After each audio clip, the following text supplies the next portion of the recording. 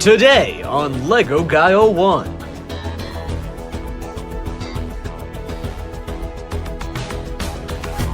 Hey, look, plexiglass. Before social distancing. That's today on LEGO Guy 01.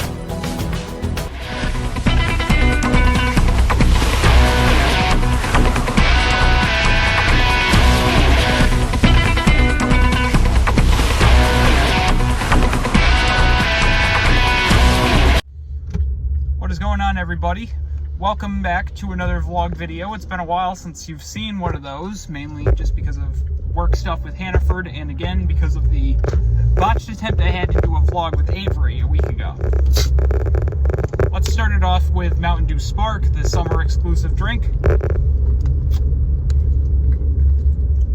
Really good soda, and definitely one of the best of the year so far.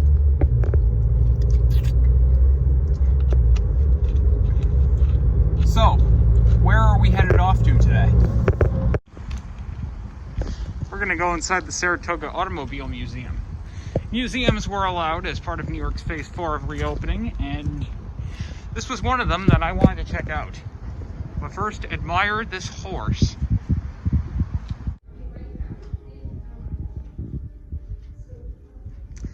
So, you ever wanted to see what a car looked like back then? Well, you already know. You've always known that, but yeah. Imagine a car with no windows. What's gonna happen when a bird flies in your eye? So, ever wanted to see what highway traffic looked like exactly a century ago? Here you go. Here is Jefferson County, where our camp is. Here's where the 518 is. As you can see, we still have the interstate that we have today. But obviously they still have had a lot of evolution over the time. We're still a lot of dirt roads. Can you imagine riding on roads and the dirt getting in your eyes? Ouch. Now here we have a much more modern looking car. Obviously don't touch. It's a Datsun. Yeah, a Datsun from 1974. At this point, obviously, cars begin to have the common look that they have now. They got the windows, paneling, and the paint, and also they would be detailed enough for racing. And this one has the Gatorade logo on it. This is also from the mid-70s. This one's from 1975. This one is from 74. Look, Goodyear. I honestly like the Gatorade one better. Obviously, Gatorade's logo would change, and it's not my favorite kind of drink, but again, this is what they would do. They would often put their sponsors on the cars, and they would match the decor after the sponsor. This was a 1975 McLaren M16E, ridden by John Rutherford for the Indy 500. And here is KP Industries. This one's a really interesting one. How the heck do you get in? Oh, wait, the flap's open on the end. Ah, so the door would fly open. You'd climb in that way. It's not fit for guys like me. I would be too tall to fit inside that. And this one is a Mazda, as you can obviously see on the front. Let's see, Dunlop must have made the tires. This one looks more recent because it's got a bunch of newer logos on the front of the car. Oh yeah, this was made in 2009 according to this sign. It was, as I'm reading the text over here, it scored 4 race wins and 2 championships over the course of 3 seasons in the American Le Mans Series. Wow. And just like that Porsche I just showed you, you gotta flip open the door and climb in that way. And I feel really bad for this car because it's showing its body parts. Look at the windows on this one. Yeah, I guess they weren't able to afford glass at the time, so they had to use plastic. Hey, it was the 1910s. Want to see how much the racing industry changed in just 2 years? This is a car from 65. This is a car from 67. The difference they decided to actually show the engine this time. I would honestly feel really scared to have that engine right behind my head as I'm driving.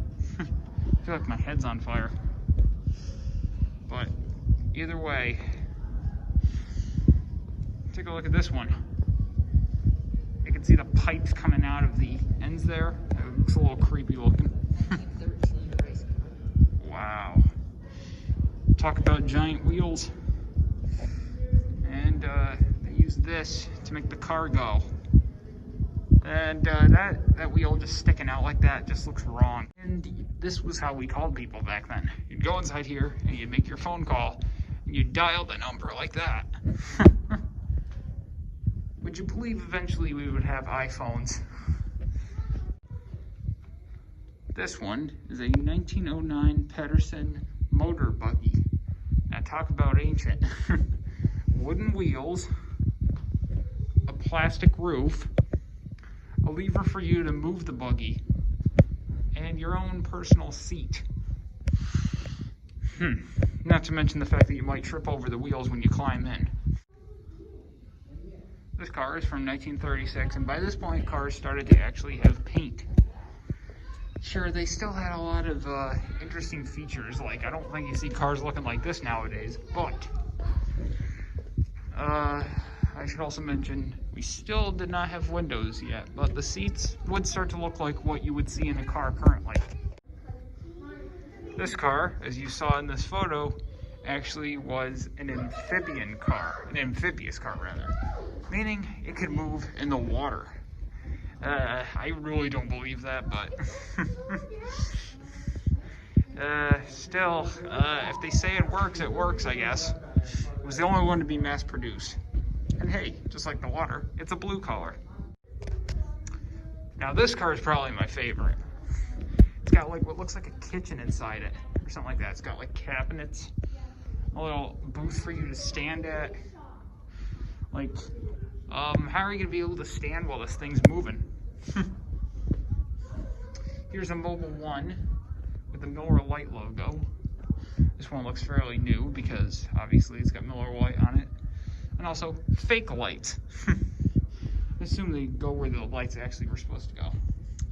And here's a really old small race car with its paint chipped. Lovely. Hey, it's an antique. And these are the largest tires I've ever seen.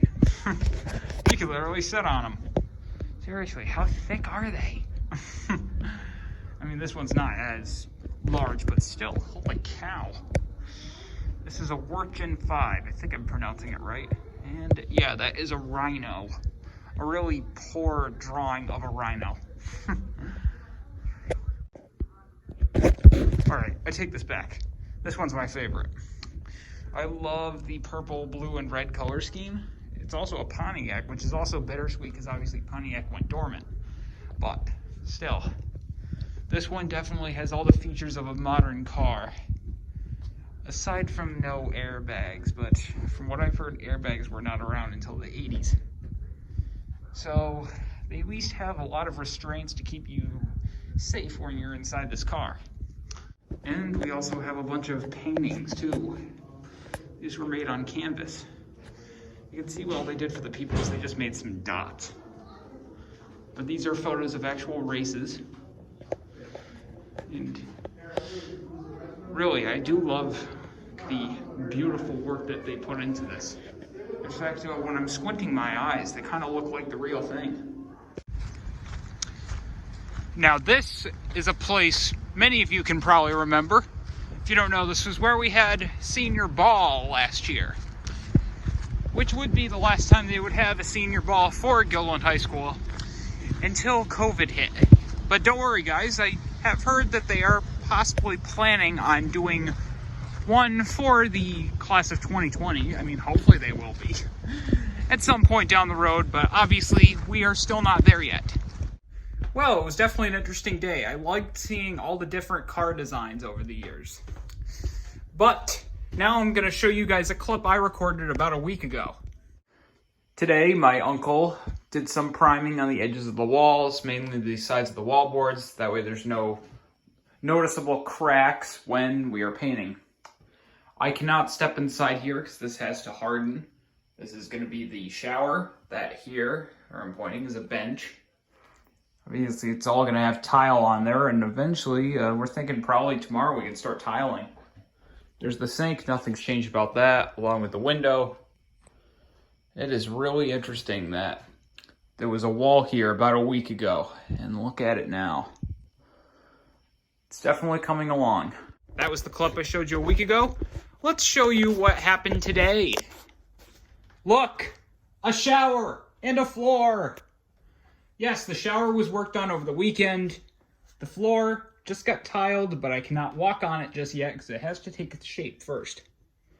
My uncle has been working non-stop on this, and really, like, he is pretty much the hero in all of our construction projects in this house. So really, none of this could have been done without his help.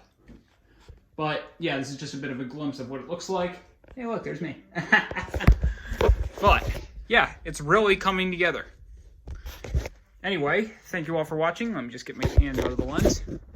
And a lot of great things are coming up on the channel, but it's going to be a surprise. You have to stay tuned to the channel, and I'm just going to throw you some random fillery stuff to upload to tie you over before the real thing is uploaded. So stay tuned for that. Take care, everyone.